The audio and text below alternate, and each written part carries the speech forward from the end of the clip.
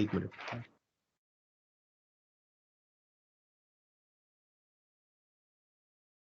Yeah, go ahead. Okay. So today, what we'll discuss are some machine learning algorithms that can be used, like in the data set. So machine learning algorithms can be broadly grouped into three main categories. The categories are supervised learning, unsupervised learning, and reinforcement learning. We use supervised learning where the data is labeled. मतलब अगर data labeled होता है तो फिर हम वहाँ पे supervised learning use करते हैं. Supervised learning algorithms model the relationship between features and a label given a set of observations. Supervised learning basically दो type का होता है.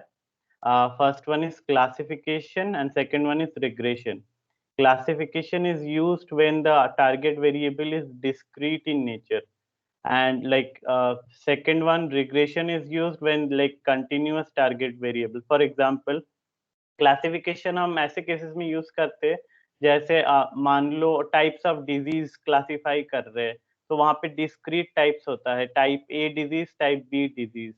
और रिग्रेशन हम मे बी इस महीने में कितना सेल्स होगा, the amount of sales that will take place in this month, वो प्रेडिक्ट कर रहे. उस केस में we use regression. The second type is unsupervised learning. Unsupervised learning is used where the data is not labeled. Reinforcement learning is like a very interesting new topic in machine learning. Here we work on action reward based principles. अगर reinforcement learning थोड़ा advanced topic है, if you are interested about it, you can like start with watching and like a movie, or like, I should rather say a documentary named AlphaGo. Like I will send the link if you are interested. So the algorithms that we'll cover here are mainly linear regression, logistic regression, SVM, naive Bayes, k-nearest neighbors or k decision trees, and like various boosting of decision trees. So let's start with linear regression. Linear regression is a supervised learning algorithm, like, and it mainly works. Wait, I'll go to another blog and explain it.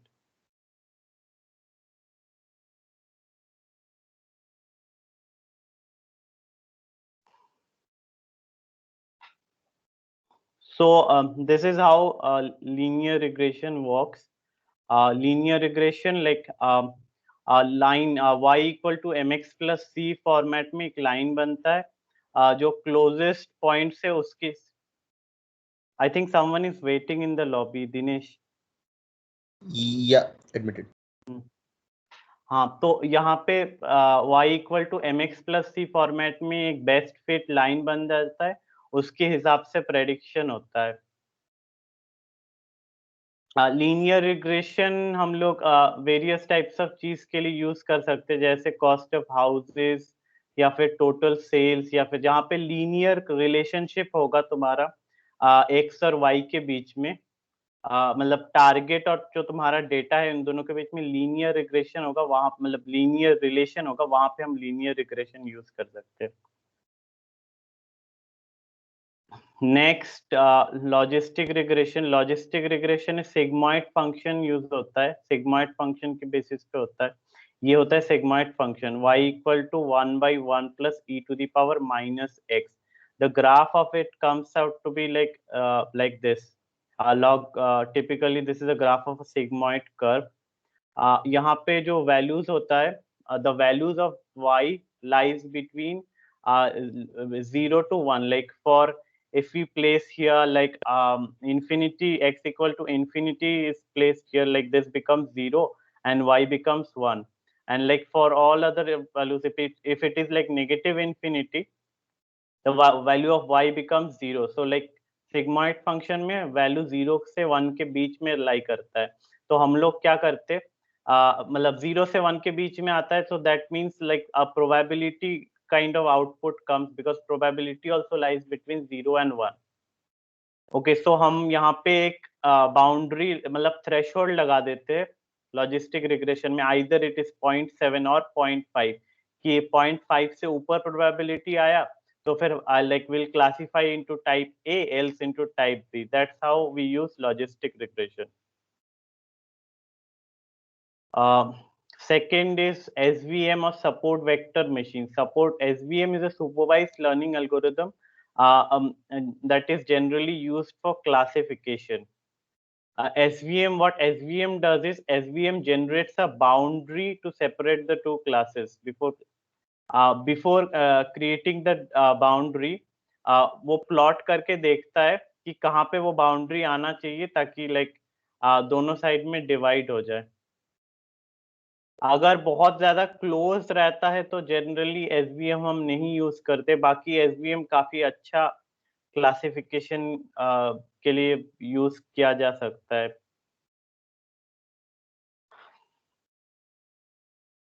Better alternative soft margin SVM होता है. वो दो problems को solve करता है. Increase the distance of decision boundary to classes. ये जो distance है डिसीजन बाउंड्री मतलब जो ये डिसीजन बाउंड्री है और ये दोनों क्लासेस है, इन दोनों का डिफरेंस मतलब डिस्टेंस ये इंक्रीज कर देता है सॉफ्ट एसवीएम. तो उससे क्या होता है, maximize the number of points that are correctly classified in the training set, वो मैक्सिमाइज हो जाता है. नेक्स्ट जो टॉप ये है नेइव बाइस. बाइस थ्योरम तो सब पढ़े ही होंगे. ये होता है उसका फॉर्मूला. तो यहाँ पे जो नॉर्मल हम लोग ऐसे समेशन ऑफ प्रोबेबिलिटीज लेते हैं. मतलब हम कोई प्रेडिक्शन करने के लिए उसे सिंप्लीफाई करते, कॉम्प्लेक्स कंडीशनल प्रोबेबिलिटी को ऐसे product of simpler conditional probability में कन्वर्ट कर देता है नाइव बाइस में. बेस थ्योरम का एक इम्पोर्टेंट assumption क्या था कि हम we assume that the features are independent of each other and there is no correlation between these features. ये हर केस में नहीं होता है क्योंकि like the features may be related to one another. That is why it is known as naive because the assumption itself is pretty naive in nature. उसके अलावा ये as it simplifies the probabilities into many simpler probabilities, that's why naive Bayes is like very fast in nature. लेकिन fast होता है लेकिन इसका एक drawback है क्योंकि ये naive assumption लेता है यहाँ पर, इसीलिए कभी-कभी इसका एक्यूरेसी कम आ सकता है. अभी तक जितना बोला उसमें किसी को कोई doubt? Any doubts? I guess no doubts. So like I'll move forward. Next है के नियरेस्ट नेबर्स. KNN क्लासिफायर होता है, ये भी क्लासिफिकेशन के लिए यूज होता है. ये this determines the class of a data point by majority voting principle. इसका मतलब क्या होता है, जैसे मान लो k का वैल्यू अगर 5 है तो the classes of 5 closest points are check. मतलब कोई एक पॉइंट है उसके आसपास जो 5 क्लोजेस्ट पॉइंट होगा उसके उसमें से जो मेजॉरिटी होगा, like if 3 are of type A and 2 are of type B, then of the 5 closest points, then the KNN will go for type A. That is what actually is done in KNN. The biggest challenge of KNN is to determine the optimum value of K. मतलब अगर बहुत कम optimum हो, मतलब optimum value अगर जो K है उसका value अगर बहुत कम हुआ तो ओवरफिट कर जाता है जनरली, और अगर बहुत ज्यादा हुआ तो मॉडल अच्छे से ट्रेन नहीं होता है.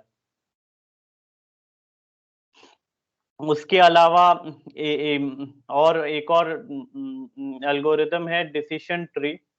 डिसीजन ट्री में हम क्या करते हैं, वेरियस टाइप्स ऑफ क्वेश्चंस करते हैं और क्वेश्चंस को like how we decide the question. Actually we don't decide the questions, the model decides the question, and how it decides the question is the amount of data it generates from each question. मतलब अगर एक question से ज्यादा features आ रहे हैं तो definitely it will go with that feature. तो ऐसे करके वेरियस ऐसे बाइनरी ट्रीज बनते हैं. Binary trees yes no format में बाइनरी ट्रीज बनते हैं और उससे प्रेडिक्शन किया जाता है.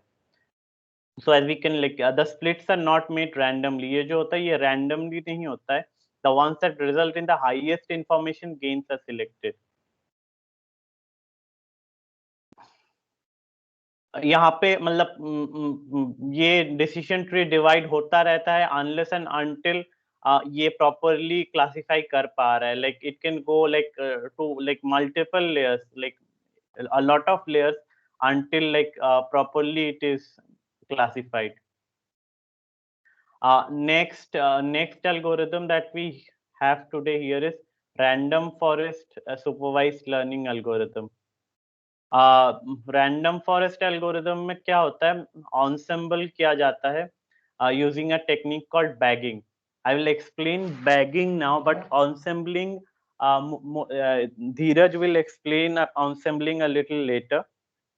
बेसिकली ensembling का मैं बेसिक्स बता देता हूँ. हम ensembling में क्या करते हैं, हम लोग ऐसे कोई प्रेडिक्शन कर रहा है, मान लो 10 मॉडल 10 तरीके का प्रेडिक्शन कर रहा है, हम ensemble करते हैं, मतलब उसमें से जो मैक्सिमम प्रेडिक्शंस जो आते हैं उसे हम कंसीडर करते हैं. बेसिक स्ट्रक्चर ensembling का यही होता है. बाकी धीरज एक्सप्लेन कर देगा बाद में what is ensembling.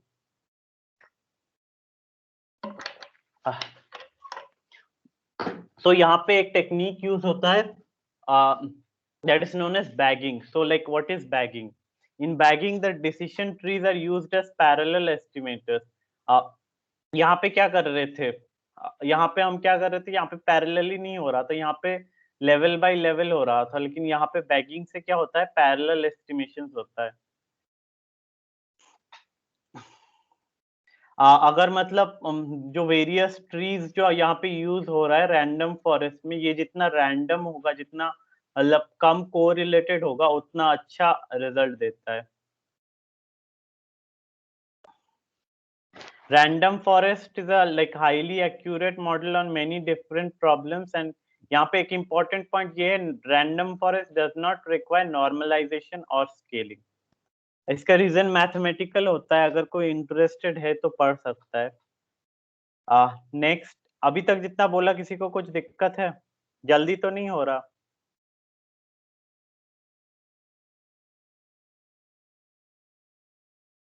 Hello, am I audible?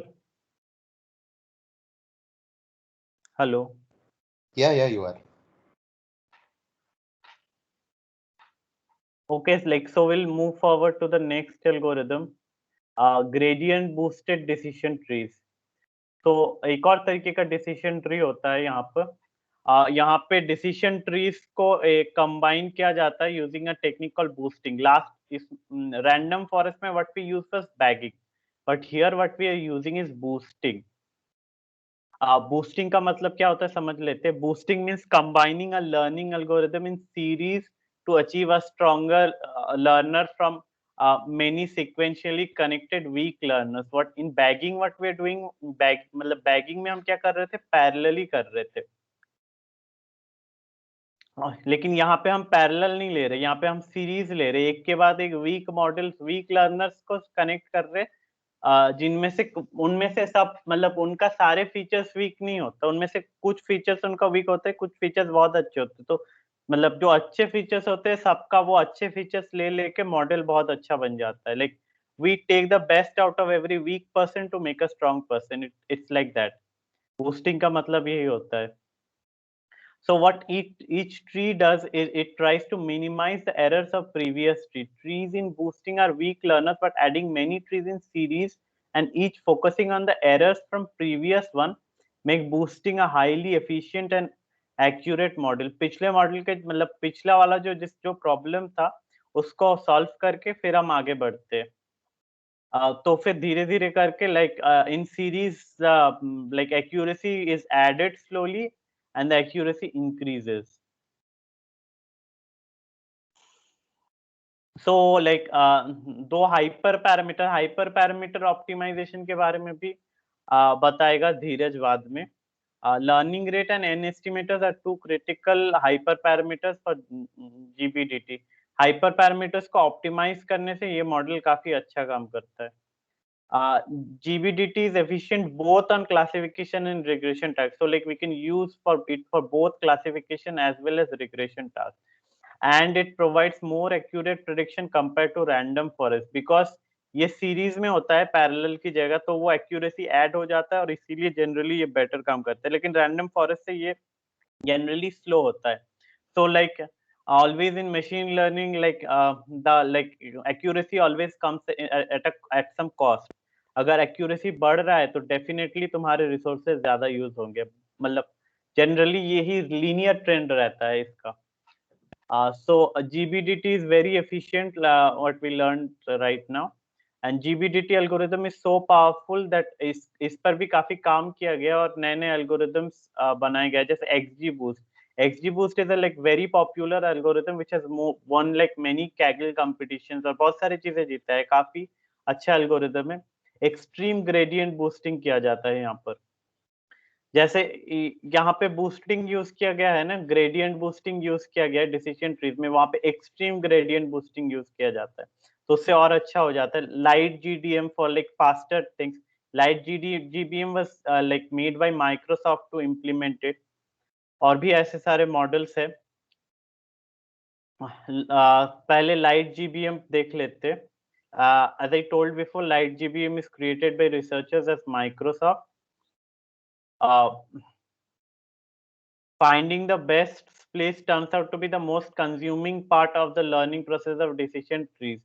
मतलब जो बेस्ट स्प्लिट है वो ढूंढते ढूंढते काफी टाइम लग जाता है। As the size of data increases this problem becomes a bottleneck, मतलब तुम्हारा जो रिसोर्सेस है वो बॉटलनेक तक खींच जाता है, लाइक एक्सट्रीम पॉइंट्स तक खींच सकता है।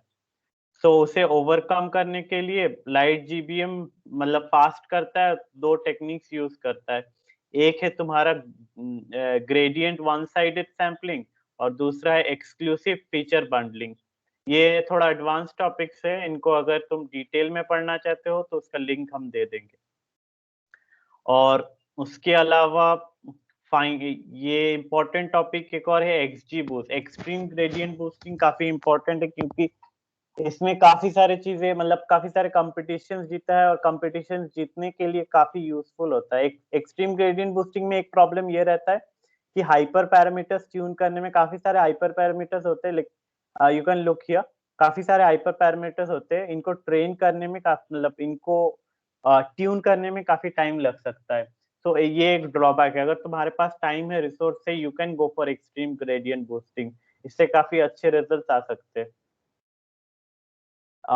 The goal of XGBoost, as stated in its documentation, is to push the extreme of the computation limits of machine to provide a scalable, portable, and accurate library.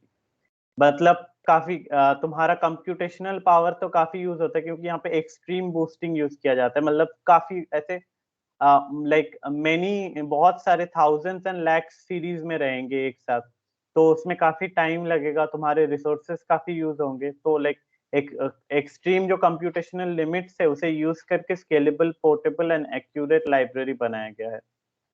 ये इसके काफी सारे देख सकते हो, मैक्स स्टेप, मिन चाइल्ड, वेट, गामा, ऐसे काफी सारे हाइपर पैरामीटर्स है जिनको ट्यून करना पड़ता है। उसके अलावा अनसुपरवाइज में आता है तुम्हारा के मींस क्लस्टरिंग।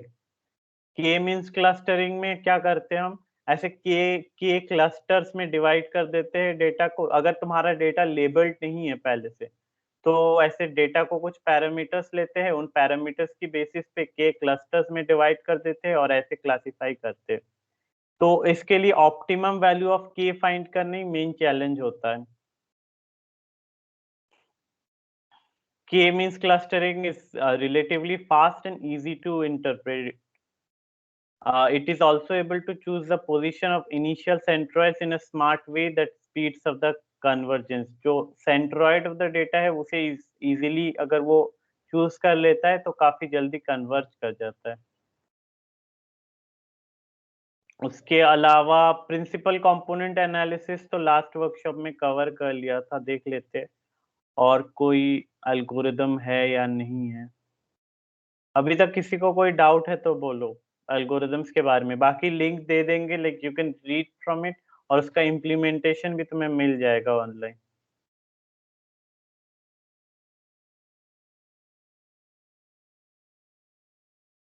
लाइट जीबीएम के ये सारे फीचर्स है, लाइक स्पेशलिटी यही है, faster training speed, lower memory uses, better accuracy, parallel and GPU learning supported, capable of handling large scale data. क्योंकि ये लो मेमोरी लेता है इसीलिए लार्ज स्केल डेटा को हैंडल कर सकता है और जीपीयू लर्निंग को यूज कर सकता है, तो काफी सारे एडवांटेजेस है लाइट जीबीएम के भी। उसके अलावा I think like I have covered all the important algorithms. किसी को कोई डाउट अभी तक? कोई डाउट नहीं है तो like Dheeraj can take over from here. Okay,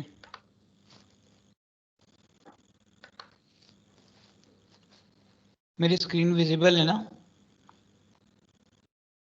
हाँ ठीक है। तो अभी जितने सारे मॉडल्स पड़े हैं उनके जो भी हाइपर पैरामीटर्स होते हैं, तो पहले देख लेते हैं कि हाइपर पैरामीटर्स और मॉडल पैरामीटर्स में फ़र्क क्या होता है।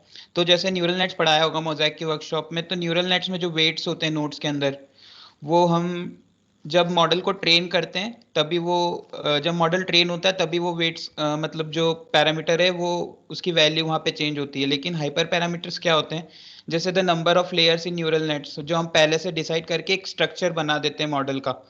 तो जो नंबर ऑफ लेयर्स हम पहले से बता रहे हैं कि इस टाइप की लेयर्स इतनी होगी, डेंस लेयर्स इतनी होगी, तो वो हाइपर पैरामीटर होता है। जैसे रैंडम फॉरेस्ट में number of decision, random forest क्या होता है, पैरेलल डिसीजन ट्रीज का एक फॉरेस्ट होता है बस।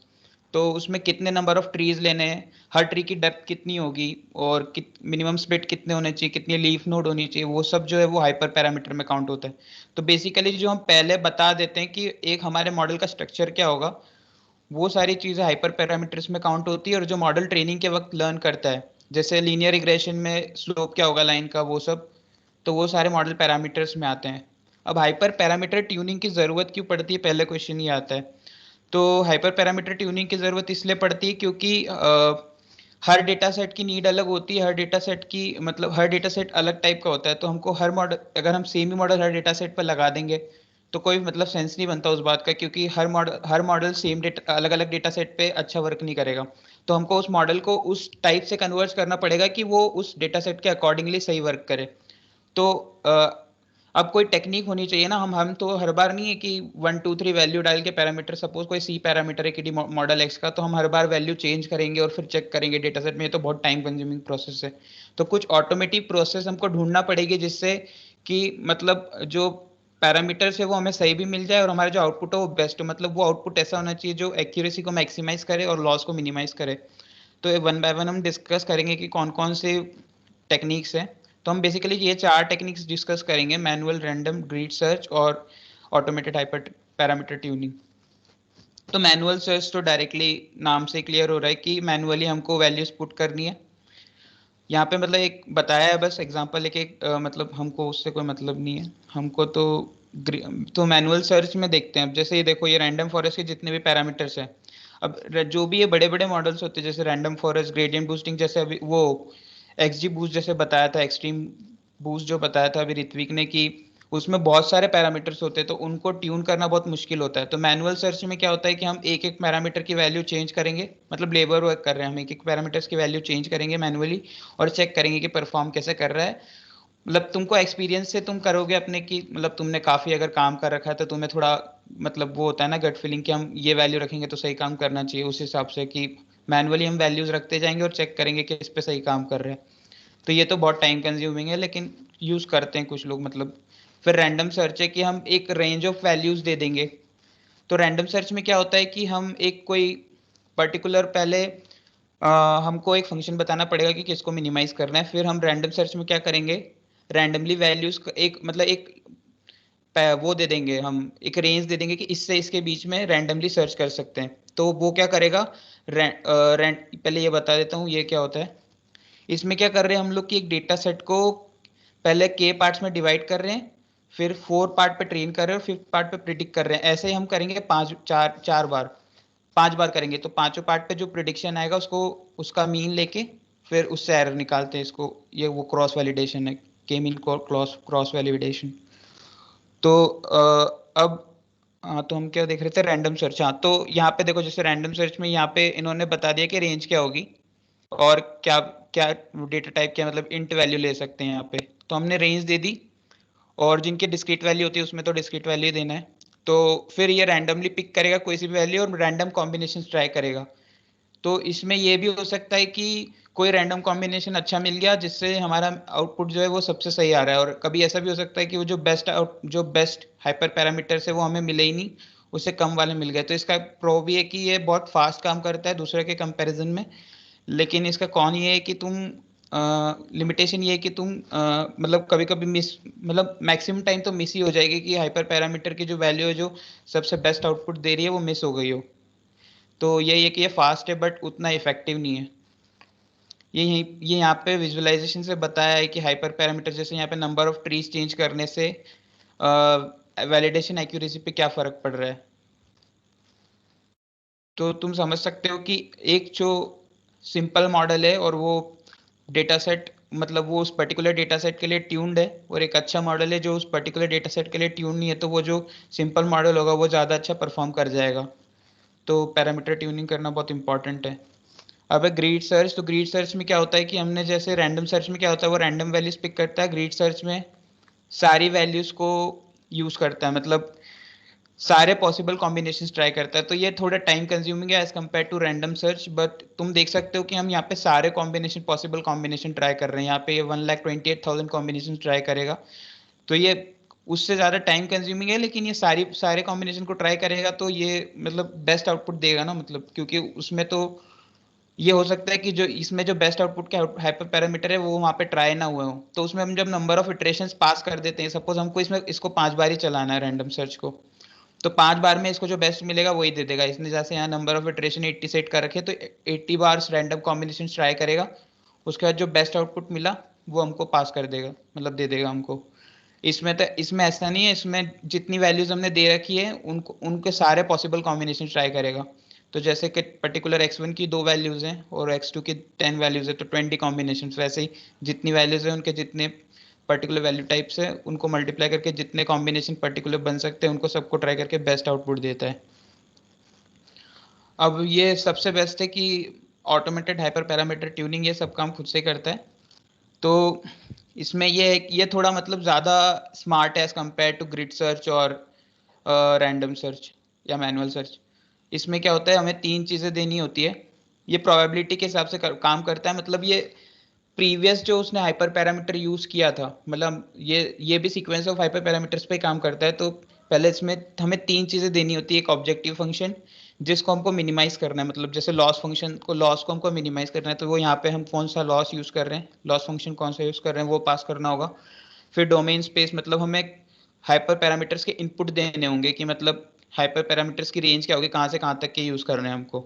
उसके बाद कौन सी एल्गोरिदम हम यूज़ कर रहे हैं वो हमें पास करना होगा बस। और फिर उसके बाद ये क्या करेगा कि एक एक करके पर्टिकुलर हाइपर पैरामीटर कॉम्बिनेशन उठाएगा। अब उस कॉम्बिनेशन के हिसाब से वो नेक्स्ट चीज प्रिडिक्ट करेगा, नेक्स्ट हाइपर पैरामीटर, मतलब ये प्रीवियस हाइपर पैरामीटर के बेसिस पे नेक्स्ट पे हाइपर पैरामीटर मतलब वो करता है चूज। तो ये थोड़ा सा स्मार्ट है एज कम्पेयर टू, और फास्ट भी है क्योंकि ये बहुत जल्दी कन्वर्ज करता है। जैसे हम देखते हैं ग्रेडियंट डिसेंट, वो जैसे कर्व पे जैसे कन्वर्ज करता है वैसे ये भी कन्वर्ज करता है। तो ये उनके कंपैरिजन में काफ़ी फास्ट है, मैंने ट्राई भी किया है और सही काम करता है ये।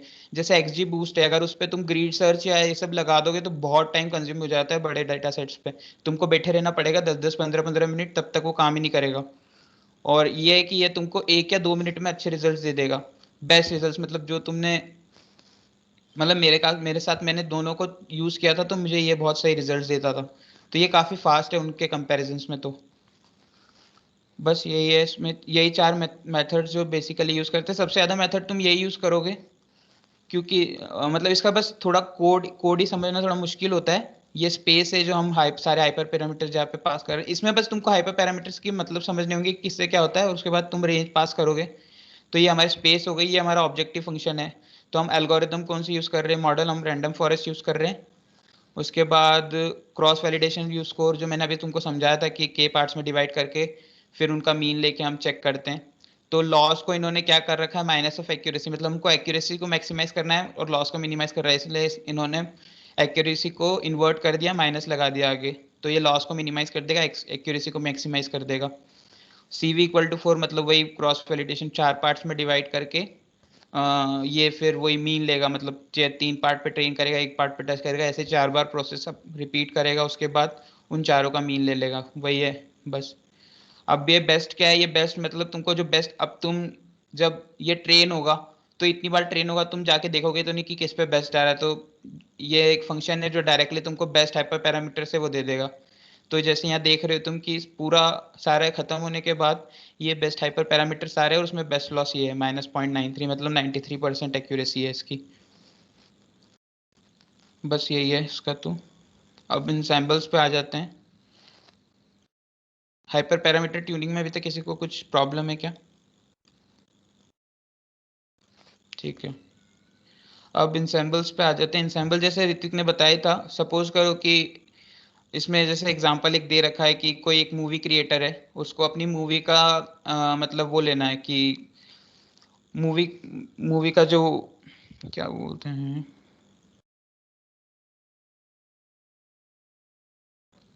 चलो छोड़ो उसको, एग्जांपल याद नहीं आ रहा मुझे। तो इंसेम्बल्स में यही होता है कि हाँ, तो सपोज करो तुम्हें मूवी रेटिंग करवानी है। हाँ, तो तुमने एक मूवी बनाई, उसको रेट करवाना है, तो तुम अगर किसी अपने दोस्त से पूछोगे तो वो तो अच्छी मूवी रेट करेगा, तो वो तो काफी बायस्ड हो गया, मतलब उसका जो प्रिडिक्शन है वो बायस्ड प्रिडिक्शन हो गया।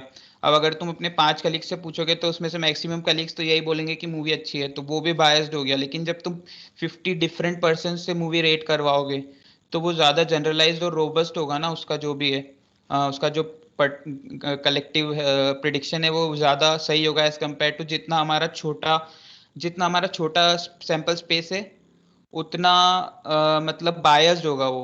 लेकिन जितना बड़ा सैंपल स्पेस होगा उतना सही होगा। तो वैसे ही हमारा मॉडल्स का भी है, जितने कम मॉडल्स से हम डेटा सेट को प्रिडिक्ट कराएंगे, जैसे एक वीक लर्नर है एक्स, उससे हमने अगर एक डेटा सेट पे प्रिडिक्ट करवाया, और एक बंदा है जिसने 2-3 वीक लर्नर्स के डेटा सेट्स पे प्रिडिक्ट करवाया और उन तीनों के जो कॉम्बिनेशन है उनको कंबाइन एग्रीगेट कर दिया। तो यही है ना कि जितने ज्यादा मॉडल से प्रिडिक्ट करा के हम चेक कर रहे हैं कि कौन ज्यादा सेम आउटपुट किसके आ रहे हैं, वो हमारा आंसर होगा। तो वही होता है मैक्स वोटिंग। सपोज करो कि दो टाइप के मतलब क्लासिफिकेशन प्रॉब्लम है और दो टाइप के उसमें वो है मतलब आंसर, सपोज यस और नो। तो अगर 3 डेटा सेट यस बोल रहे हैं और 2 डेटा सेट नो बोल रहे हैं तो most probably answer yes he होगा। और अगर हमने एक ही मॉडल यूज करा है तो एक ही मॉडल यूज करेंगे तो वो जो बोलेगा वही आंसर होगा। लेकिन एज कम्पेयर टू जो सेकंड पर्सन है जिसने 5 मॉडल्स यूज करें और उसका आंसर यस आ रहा है, तो वो मोर जनरलाइज और रोबस्ट मेथड होगा, क्योंकि उसके 5 मॉडल्स मिलके ज्यादा अच्छा परफॉर्म करेंगे as compare to one single weak model. तो दैट इज मैक्स वोटिंग की जो द मैक्सिमम मॉड वैल्यू, मतलब जो सबसे ज्यादा रिपीट हो रहा है वही हमारा आंसर होगा। ये क्लासिफिकेशन में ऐसे करते हैं। तो सपोज जैसे यहाँ पे इन्होंने 3 मॉडल यूज करे हैं, तीनों को फिर प्रिडिक्ट करवाया उस पर, और फिर मॉड वैल्यू ले रहे हैं कि भाई फाइनल जो भी इन तीनों का जो मैक्सिमम वैल्यू है वो हमारा आंसर होगा। एवरेजिंग कब करते हैं? जब सपोज रिग्रेशन प्रॉब्लम है, सेम जब क्लासिफिकेशन होती है तो मैक्स वोट करते हैं, और जब रिग्रेशन होता है तो एवरेजिंग करते हैं। तो 3 मॉडल्स के जो प्रिडिक्शंस हैं उनको हमने एवरेज कर दिया, तो वो हमारा बेस्ट मतलब वही हमारा आंसर होगा। और अगर तुम सिंगल एक वीक लर्नर से प्रिडिक्ट करवाओगे तो वो उतना जनरलाइज नहीं होगा एज कम्पेयर टू जब हम 3 मॉडल का प्रिडिक्शन करवा के उसका मीन लेंगे, क्योंकि वो 3 मॉडल ज़्यादा सही बता पाएंगे as compare to single model. अब वेटेड एवरेज कब यूज़ करते हैं? सपोज करो तुम्हारा कोई एक्स मॉडल है जो पर्टिकुलर 4 फीचर्स पर अच्छा काम कर रहा है, और कोई एक वाई मॉडल है जो अच्छा काम नहीं कर रहा। तो मतलब उतना अच्छा काम नहीं कर रहा उन पर्टिकुलर फीचर्स पे, लेकिन कुछ फीचर्स पे वो भी अच्छा काम कर रहा है। तो तुम क्या करोगे कि तुमको एक्स मॉडल भी कुछ सही, मतलब एक्स मॉडल ज्यादा अच्छा काम कर रहा है as compare to Y, but Y is also doing some good work. लेकिन तुम क्या करोगे, यहाँ पे वेट्स डाल दोगे क्योंकि X is performing better than Y. तो एक्स से तुम कुछ पर्टिकुलर वैल्यू जैसे 0.5 तुमने y को दे दिया, और 0.8 अगर तुमने x को दे दिया तो 0.2 तुमने y को दे दिया। तो तुम यहाँ पे क्या कर रहे हो कि हम x के प्रिडिक्शन को ज्यादा वैल्यू करेंगे एज कम्पेयर टू y के प्रिडिक्शंस को।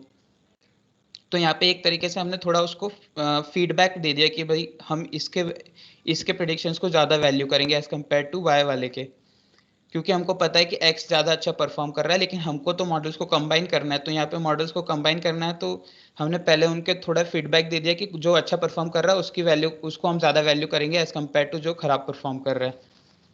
तो यहाँ पे देख लो, जैसे यहाँ पे प्रिडिक्शंस है, तो जैसे मॉडल 3 जो लॉजिस्टिक रिग्रेशन, उसको इन्होंने ज़्यादा वैल्यू दे रखी है, जो इसका कोफिशिएंट है 0.4 है। मतलब लॉजिस्टिक रिग्रेशन उस डेटा सेट पर ज़्यादा अच्छा काम कर रहा है as compare to decision tree और के नेबर क्लासीफायर। तो वही है कि जो ज़्यादा सही परफॉर्म कर रहा है उसको ज़्यादा वेट दे देंगे।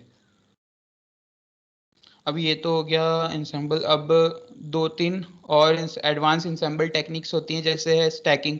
तो स्टैकिंग में क्या करते हैं कि यहाँ पे हम क्या करते हैं कि पहले मॉडल को ट्रेन करते हैं, ट्रेनिंग सेट पे ट्रेन करते हैं, उसके जो प्रिडिक्शंस होते हैं उसमें नया मॉडल बना के फिर टेस्ट करते हैं दूसरे सेट पे। तो क्या होता है कि एक मॉडल ने जो लर्न किया उसके कुछ एरर्स को मिनिमाइज करके वो दूसरे मॉडल्स पे हमने उसको ट्रेन किया, उसके जो फाइनल प्रिडिक्शंस आए, फर्स्ट मॉडल के जो प्रिडिक्शंस आए उसको दूसरे पे ट्रेन किया और फिर उस पे टेस्ट करेंगे। तो थोड़ा इसको समझते हैं क्या होता है ये। तो ट्रेनिंग सेट को जैसे यहाँ पे 10 पार्ट्स में डिवाइड कर दिया है, उसके बाद जो बेस मॉडल है उसको 9 पार्ट पे फिट करके 10th पार्ट पे, ट्रेनिंग सेट के 10th पार्ट पे, इसको क्रॉस वैलिडेशन बोलते हैं, 10th पार्ट पे चेक करेंगे। ऐसे 10 टाइम्स करेंगे हम। और जो फिर उस बेस मॉडल को क्या करेंगे, पूरे ट्रेनिंग सेट पे टेस्ट करेंगे। तो जो फाइनल प्रेडिक्शन आएगी उसको हमने यहाँ पे स्टोर कर दिया as a D is a decision trees. फिर सेम हम KNN के साथ भी करेंगे कि जो दूसरा हमारा बेस मॉडल है उसको भी सेम करेंगे कि 9 पे ट्रेन करके 10th पे टेस्ट करके ऐसे 10 टाइम्स रिपीट करेंगे। और फिर उसके प्रिडिक्शंस को भी इसके साथ कॉन्कैटिनेट कर देंगे। मतलब हमने 2 प्रिडिक्शन को एक साथ कॉन्कैटिनेट कर दिया और अब हमारा नया डेटा सेट बन चुका है जो 2 लर्नर्स के प्रिडिक्शंस पे बना है। मतलब ट्रेनिंग सेट को हमने लर्न करवा दिया, उससे प्रिडिक्ट भी करवा लिया, अब नया डेटा सेट बना लिया। अब जो नया मॉडल बनेगा वो इन दोनों ये नए डेटा सेट पे बनेगा और जो पुराना टेस्ट सेट है उस पर टेस्ट होगा। तो ये थोड़ा ज़्यादा इम्प्रूव्ड वर्जन होगा एज कम्पेयर टू अगर हम डायरेक्टली ट्रेन और टेस्ट करते तो। और ब्लेंडिंग क्या होता है, ब्लेंडिंग स्टैकिंग जैसा ही होता है, सिमिलर। बस इसमें क्या करते हैं कि हम 2 पार्ट्स में ट्रेनिंग और वैलिडेशन में बस मतलब स्प्लिट कर देते हैं वैल्यूज को। ट्रेनिंग पे ट्रेन करते हैं और वैलिडेशन पे टेस्ट करते हैं। फिर वही वैलिडेशन पे टेस्ट करके जो प्रिडिक्शन है उसको हमने स्टोर कर लिया। वैसे ही दूसरे मॉडल का भी जो वैलिडेशन पे ट्रेन करके वैलिडेशन पे जो हमारा प्रिडिक्शन आया उसको स्टोर कर लिया। उन दोनों को एक नया डेटा फ्रेम में अपेंड कर दिया, मतलब कॉन्केटिनेट कर दिया। देखो जैसे यहाँ पे कर रहे, डिसीजन ट्री एक है उसका प्रिडिक्शन करवाया वैलिडेशन पे, और फिर वही वैसे ही दूसरा जो है K-नेबर क्लासिफायर उसको भी करवाया और दोनों को मर्ज कर लिया, कॉन्केटिनेट कर दिया प्रिडिक्शन और प्रिडिक्शन 2 को। और फिर जो नया नया मॉडल है उसको उस वैलिडेशन सेट पे ट्रेन करके फिर स्कोर हमने फाइनली टेस्ट पे स्कोर कर लिया। इसमें टेस्ट में भी सेम किया कि टेस्ट में हमने जो ट्रेनिंग था हमारा, जो ट्रेनिंग मॉडल था उसको टेस्ट पे टेस्ट करके जो नए फीचर है उस पे अब हम चेक करेंगे। बस यही डिफरेंस है। अब बैगिंग क्या होता है, बैगिंग होता है कि हम जो जैसे वीक लर्नर्स जो होते हैं, जैसे डिसीजन ट्री है, रैंडम फॉरेस्ट क्या होता है, रैंडम फॉरेस्ट जो है वो डिसीजन ट्रीज का एक फॉरेस्ट होता है बस, कि सारे डिसीजन ट्रीज कनेक्टेड होते हैं वहाँ पे लेकिन वो ट्रेन सारे पैरेलली होते हैं।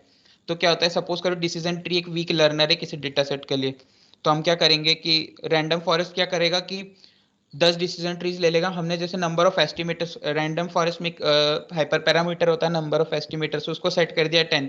तो मतलब 10 ट्रीज वो लेगा, उन 10 ट्रीज को उस पर्टिकुलर डेटा सेट पे पैरेलली ट्रेन करेगा। जैसे यहाँ पे ओरिजिनल डेटा है, नहीं जो ओरिजिनल मॉडल है उस वो क्या होगा, 10 पैरेलल ट्रीज होंगे, उन 10 पैरेलल ट्रीज को वो पहले ट्रेन करेगा। जैसे यहाँ पे देखो 5 मॉडल्स हैं तो 5 पर्टिकुलर मॉडल्स को वो ट्रेन करेगा और फिर जो फाइनल प्रेडिक्शन होगा वो उनका एग्रीगेशन होगा। लेकिन इसमें एक प्रॉब्लम क्या है कि अगर हम सारे डिसीजन ट्रीज को सेम डेटा पे ट्रेन कर देंगे तो सारे डिसीजन ट्री सेम ही आउटपुट देंगे। तो यहाँ पे उससे बचने के लिए हम क्या करते हैं कि ओरिजिनल डेटा सेट को स्प्लिट कर देते हैं मल्टीपल पार्ट्स में। मल्टीपल पार्ट्स में स्प्लिट करने के बाद सेम साइज के मल्टीपल पार्ट्स में स्प्लिट कर देते हैं। तो क्या होता है कि जो डिफरेंट सबसेट्स हैं ओरिजिनल डेटा सेट के, उसमें कुछ वैल्यूज तो कॉमन होगी लेकिन कुछ वैल्यूज अलग होगी। तो जो दो डिसीजन ट्रीज अलग अलग हैं वो थोड़े अलग अलग डेटा पे ट्रेन हुए होंगे, तो उनका जो रिएक्शन होगा टेस्ट सेट पे वो थोड़ा अलग होगा। तो इससे क्या होगा कि हमारा मॉडल जो है थोड़ा और रोबस्ट बनेगा एज कम्पेयर टू कि हम ओरिजिनल डेटा सेट पे दसों डिसीजन ट्रीज को पैरेलली ट्रेन कर देते, उसका कोई मतलब ही नहीं बनता, सेंस ही नहीं बनता। उससे अच्छा तो एक ही मॉडल को ट्रेन कर लो। तो बस यही है कि यहाँ पे मेन चीज ये है कि 10 वीक लर्नर्स पैरेलली ट्रेन हो रहे हैं और उनका जो एग्रीगेटेड वैल्यू है वो हमारा फाइनल प्रेडिक्शन है। तो ये इंसेंबल ही एक तरीके, हाँ मतलब इंसेंबल का ही एग्जांपल है, एक सब टाइप है। तो ये डिसीजन ट्री से रैंडम फॉरेस्ट थोड़ा और बेटर है क्योंकि ये यहाँ पे इंसेम्बल यूज हो रहा है। अब बूस्टिंग बैगिंग से क्या अलग है? बूस्टिंग में जैसे यहाँ पे पैरेलल सारे मॉडल्स ट्रेन हो रहे थे, बूस्टिंग में होता है सिक्वेंशियल होते हैं। सिक्वेंशियल कैसे होते हैं? तो जैसे अब देखो यहाँ पे जैसे 5 मॉडल्स ट्रेन हो रहे थे, सपोज करो मॉडल 1 और मॉडल 2 ने गलत प्रिडिक्ट किया, मॉडल 3 और मॉडल 4 ने और मॉडल 5 ने सही प्रिडिक्ट किया, तो यहाँ पे वो सही आउटपुट दे देगा। लेकिन जो इनके जो गलत आउटपुट्स है उनको हमने रेक्टिफाई तो किसी सेंस में किया नहीं। तो बूस्टिंग में क्या होता है कि हमने 5 मॉडल्स को सिक्वेंशियली अलाइन कर दिया। आप फर्स्ट मॉडल को पहले ट्रेन करेंगे कुछ सबसेट पे ओरिजिनल डेटा सेट के, फिर क्या करेंगे कि उसमें सारे डेटा सेट्स के जो वेट्स हैं वो इक्वल होंगे। हम ट्रेन करने के बाद प्रिडिक्ट कराएंगे टेस्ट, उसी ट्रेन में से 2 पार्ट करेंगे, एक ट्रेनिंग और एक वैलिडेशन। ट्रेन करके वैलिडेशन पे टेस्ट करेंगे, और फिर जिनके प्रिडिक्शंस गलत होंगे उनको हम थोड़ा ज़्यादा वेट दे देंगे, क्योंकि क्या हो रहा है कि हमारा जो पहला मॉडल है वो कुछ पर्टिकुलर पॉइंट्स पे गलत वर्क कर रहा है, तो हम उनको ज़्यादा वेटेज देंगे ताकि जब वो नेक्स्ट मॉडल पे ट्रेन हो तो उनको ज़्यादा वेटेज मिलना चाहिए, क्योंकि वो गलत प्रिडिक्ट हो रहे हैं बाय द फर्स्ट मॉडल। तो जब सेकेंड मॉडल बनेगा, जब ट्रेन होगा, तो वो जो फर्स्ट की जो एरर्स आई थी उसको मिनिमाइज करेगा।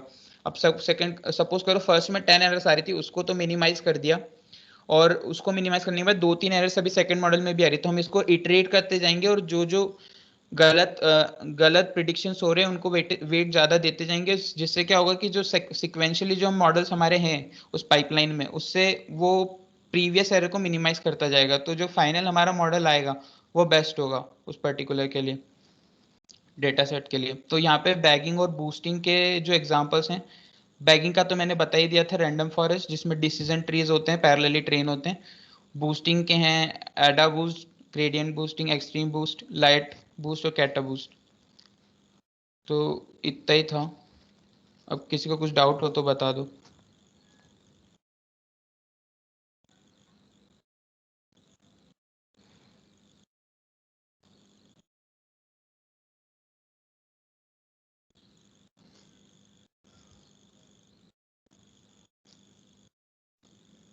एनसेम्बलिंग में एक और टेक्निक है जो तुम यूज कर सकते हो, like I had tried it a couple of times. उसमें हम क्या करते हैं, हम देखते कौन सा मॉडल का मतलब ट्रू पॉजिटिव ट्रू नेगेटिव देखते हैं, किसका ट्रू नेगेटिव या फिर मतलब फॉल्स नेगेटिव कैसे आ रहा है। तो अगर कोई मॉडल कोई पर्टिकुलर टाइप ऑफ चीज को एकदम एग्जैक्टली क्लासीफाई कर रहा है, मतलब हमेशा सही क्लासीफाई कर रहा है, वो तुम ऐसे प्लॉट करके देख सकते हो। In that case like if that model predicts कि वो वाला क्लास है, then definitely like if else condition लगा सकते हो एंड गो फॉर दैट। और अगर देख रहे हो कि कोई मॉडल इसको तो हमेशा ही गलत कर रहा है, तो अगर वो आता है तो कभी नहीं लेना। ऐसे टाइप के कंडीशंस तुम ऑनसेम्पलिंग में यूज कर सकते हो, इससे भी एक्यूरेसी इंक्रीज होता हाँ, है। एक कस्टम टेक्निक्स है जो तुम अपने पर्टिकुलर मॉडल के हिसाब से, प्रेडिक्शन के हिसाब से कंडीशंस लगा के कर सकते हो। वो तुम्हें डेटा को प्लॉट करके देखना होगा। और सबसे इम्पोर्टेंट चीज याद रखना कि डेटा का मतलब कितने टाइप्स ऑफ डेटा है। ये तुम्हारा मतलब तेरा जो चीज को क्या बोलते थे, मैं टर्म भूल गया। मतलब एक टाइप ऑफ डेटा वो जो बहुत ज्यादा होता है, लास्ट दिन पढ़ाए थे ना हम लोग। Imbalance data set. हाँ, इम्बैलेंस डेटा सेट को हैंडल करना सबसे ज्यादा इम्पोर्टेंट होता है, उस पर फोकस करना। अंडर सैम्पलिंग ओवर सैम्पलिंग बहुत इंपॉर्टेंट टॉपिक्स है, वो देख लेना। मोस्टली तुम जब भी डील करोगे तो मैक्सिमम टाइम तो ऐसे ही होगा कि तुम भूल जाओगे चेक करना, और वो डेटा सेट इम्बैलेंस ही निकलेगा और तुम्हारा मॉडल काम ही नहीं करेगा ढंग से। ऐसे भी हो सकता है जैसे जो पब्लिकली अवेलेबल जो तुम्हारा टेस्टिंग होगा उसमें में भी इतना अनबैलेंस्ड ना हो, लेकिन हो सकता है जो तुम्हारा क्लास जो कम हो वो लोग प्राइवेट में काफी ज्यादा दे दिए है, तो फिर हो सकता है कि तुम्हारा एकदम से कम हो जाए एक्यूरेसी। तो ये सब चीजें देख लेना। बाकी और कोई डाउट हो तो पूछ लेना। एंड करे क्या? किसी को कोई डाउट नहीं है तो एंड कर सकते हैं।